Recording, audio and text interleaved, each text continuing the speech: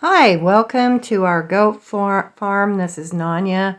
I raise Nubian, Overhassi, La Mancha, Saanen, Alpine goats. This is me feeding them. We run about 20 goats on our farm. This is me milking. And we have a lot of different ages. You need to know how to do hoof trimming. This is trimming the hooves right here. This is giving them some CDS when they need it with a pipette is what it's called. It's the easiest way. Some of my goats here. So this is all about raising goats, and of course you'll need winter hay. Benefits of goats, they can eat a lot of things. They eat hay, you can feed them branches. They forage, you can feed them garden stuff, you can feed them evergreens. So I raise chickens with my goats because goats spill everything. They grab a bite of food and they turn and they drop half of it, and the chickens will peck through it and pick out the seeds. Good and bad with raising chickens with goats. The chickens clean up everything the goats drop on the ground, because if they smell any urine or pee, they won't eat it. So once it goes on the ground, it's pretty much chicken food. Bad things with raising chickens with goats is they poop on the haystack. Once there's chicken poop on it, the goats don't like it. And you can have some issues with transfer of parasites from chickens to goats. So you have to really keep everything dewormed. That's why I put the diatomaceous earth and different herbal blends into the feed mixes. So these are some of the buckets I have for feeding them grain. And you can see on the ground that they spill it because they like to find any way they can to stick their heads in and dump things out. So the chickens will go along and clean up the grain, and it helps to have plenty of buckets for as many goats as you have. I have a lot, so I have quite a few feeding buckets. And this is how I've done it with D-rings. I found that a regular D-ring, the goats know how to get it undone. Hey, sweetie.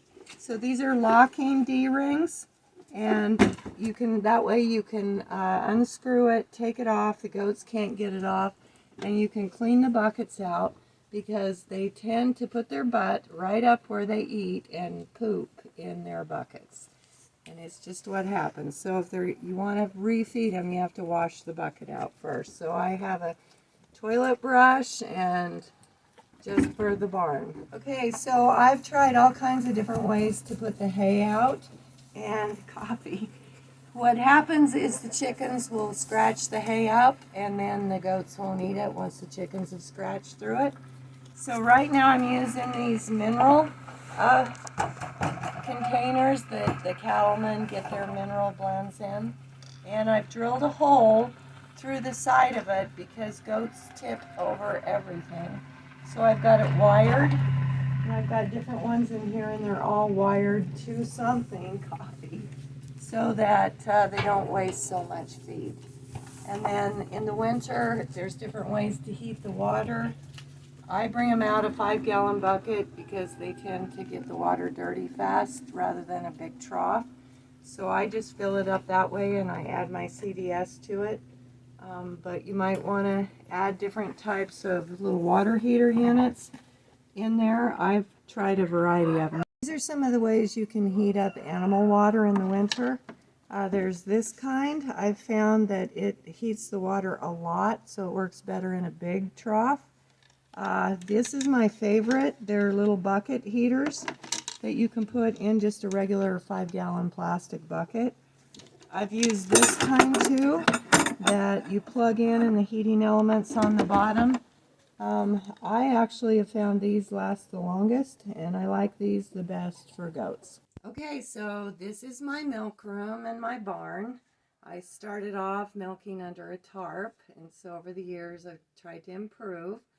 I now have about 20-something goats, but I started out with a couple. You can do either way, but goats are herd animals, so they really like to have at least one other one with them. So I have found it really pays economically to buy your feed in bulk and, by the ton. And so over the years, I've collected all kinds of garbage cans and 55-gallon drums and pickle barrels and things to store my feed in. And I store barley. I've stored wheat, oats, barley, and peas. And I do a combination. And so what I do, come on back here. This is a bucket of barley, or a 55-gallon drum of barley. And I do a system where I ferment the feed and sprout it. So I make several buckets at a time. Just it saves me time in the long run. So I start out putting the grain in, and I've got 5 buckets here I'm making today. And so this is just dry barley that I bought from a farmer straight out of the field.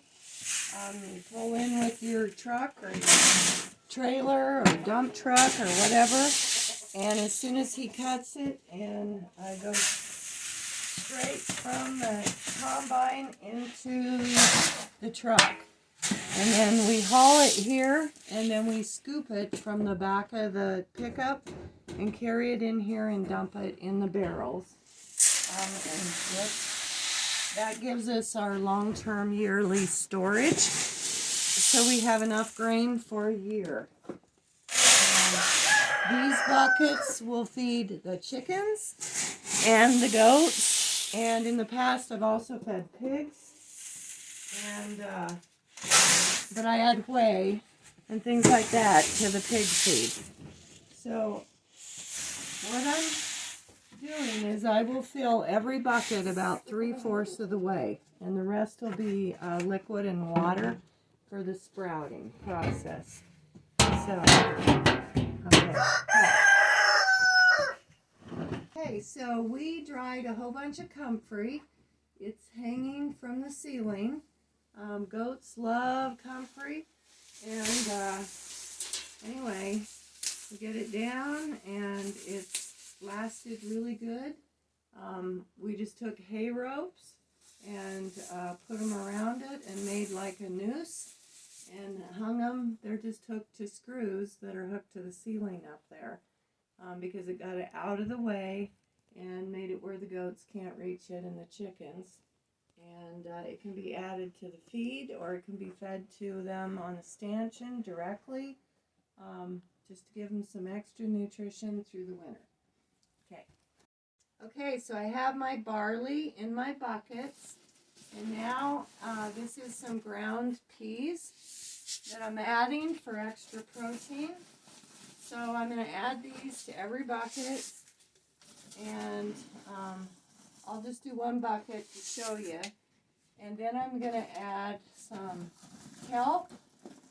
I get all this, I get the kelp and I get my mineral blends at Azure and order them, and the truck brings them out. This is for Trail Minerals. I'm going to add some of those. And like I said, I'm just doing one bucket right now, but normally I'll do a bunch at a time just to save me time and effort. And then I add diatomaceous earth, and I add sunflower seeds, black oil sunflower seeds into it, and I can add my dried powdered herbs, and yeah, so barley, protein, peas, kelp, minerals, oh, and I'll add some Redmond salt and black oil sunflower seeds and any kind of herb mix that you want to put in. Okay, so we're in the middle of winter, so it's cold outside, so my feed normally doesn't ferment and sprout very good in the cold. In the summer, when it's really hot, I'll do it a day. In the winter, sometimes it'll take 7 days. So I have a system where I rotate buckets.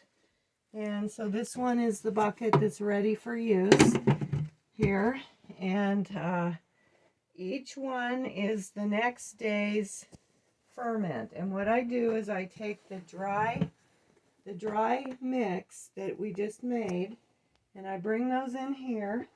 So this is my dry mix of my grains and minerals and diatomaceous earth and everything there. And then what I'm doing is I'm adding a live culture to it. This one happens to be raw apple cider vinegar. You can use any of your live probiotic cultures.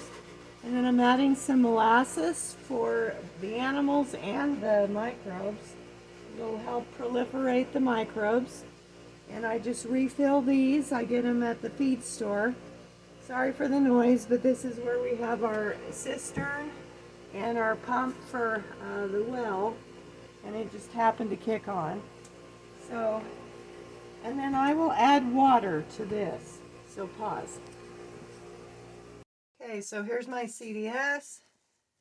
I'm going to add a little bit to my mix to help take care of any kind of residue, pesticides, herbicides, since they're glyphosates. And then I'm going to add water until it covers the grain. And then I have my stir stick, and I mix it up.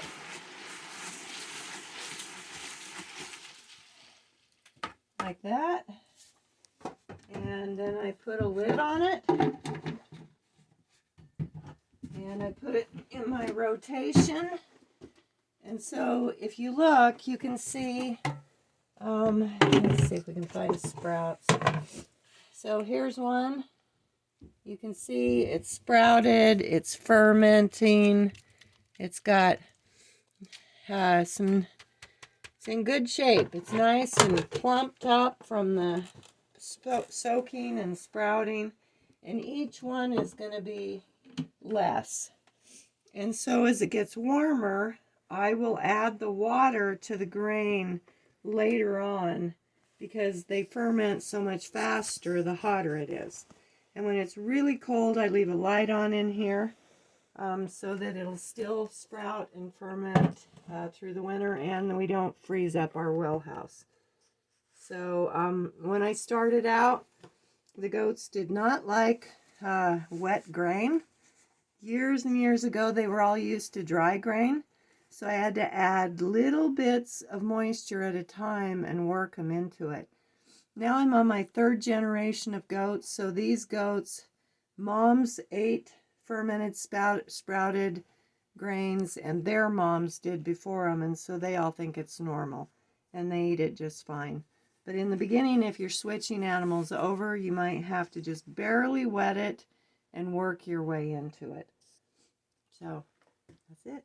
I add CDS to their water, just a little bit in every bucket. And some of it, it evaporates. It'll only evaporate at 52. It does gas off from the light, but at least they're getting some every day, and it's sterilizing the water, well, purifying, I should say, the water in the buckets. So, and I keep it in dark brown amber bottles with tight lids, and it stays real good. Okay.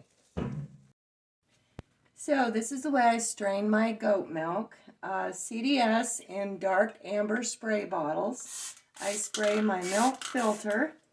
Whoops. My milk filter. I spray my funnel. I spray my jar. And then I take my filter and I make it into a kind of a cone. I use a clothespin. I take my milk bucket and I pour it through, and after I pour it in the jar, I will spray the lid with CDS underneath, and then I mark it with the date so that I can rotate my milk and put it directly in the fridge. And then when I'm done, so this is how you milk goats. And it's got some extra of when you have a goat that's very uncooperative. Goats can do all kinds of different things on the stanchion. They all have different personalities, especially, if you get them and you haven't trained them yourself, or They just have their quirks. So this thing right here I built because through 20-something years of milking goats, I have goats that, like, as soon as you try to milk them, they lay down. Like this goat right here, if I try to milk her, she's gonna like lay down, just like that. And that happens with a lot of goats. So I built this. This is just an old tow strap. And I bring it up and I hook it on here. And she still tries to lay down. So I have a bucket that I put right there under her front. And then I strap her feet in. And these are just some straps that I made. Real easy to make. You can see how they work here. I just bring her foot back, put it around, strap it in, and now I've got her ready to go, and she's not going to lay down on me. So, and kind of adjusting the strap where it goes so it holds her bag end up. Then to milk a goat, I put a cover on because a lot of people wash the teats. I found most of what gets in the milk is hair. So I try to keep all that out of the milk. So the milk will go through the cover, but the hair and other things won't. So when you milk a goat, well, let's see if we can get in here. What you're going to do is you squeeze off the top. She's not used to this. You squeeze off the top. Let's see. You get it that way? And then you're going to squeeze down with your hands like this. Like that. Okay, so I'm going to get in here and milk her now. So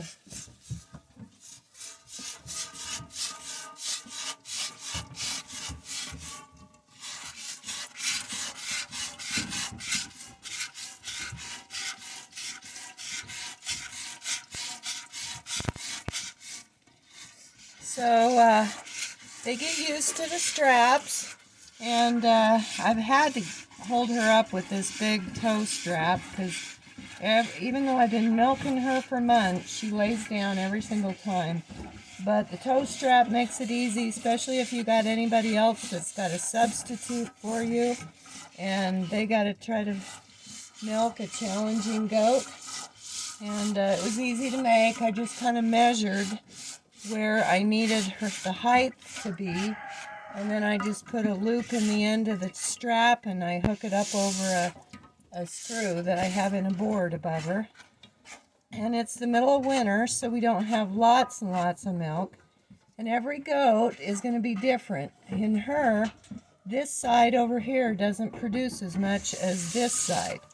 This side will have way more milk in.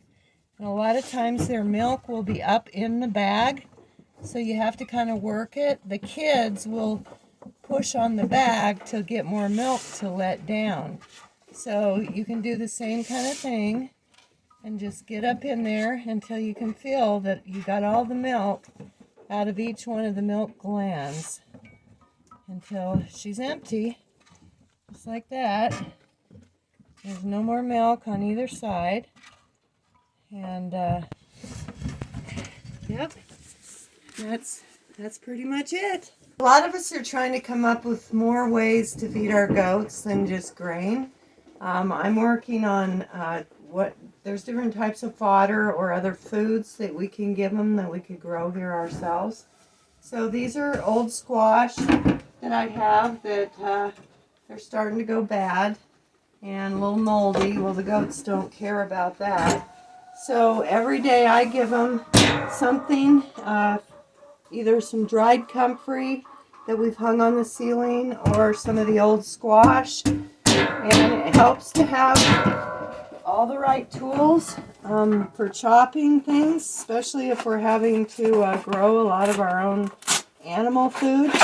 Either a good machete for chopping these, some kind of, this is just a homemade axe out of an old saw blade, a hatchet, because it's going to be way different if we have to grow a lot of our food. And goats are a good animal because they forage, they'll bark off branches.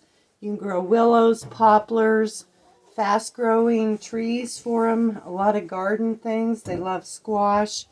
There's just a lot of other things that we could feed them besides relying on just hay and grain. So I just chop it into small pieces because milk goats are funny. If they drop a piece of food on the ground, even if it's an apple that they love, they won't eat it. Because as soon as it has any smell of urine or feces, they won't touch it. And you have to wash it really good before you can get them to eat it. So if you give them really big pieces and they drop it, then they won't eat it. So I give them small enough pieces that they'll hopefully not drop it when I feed it to them.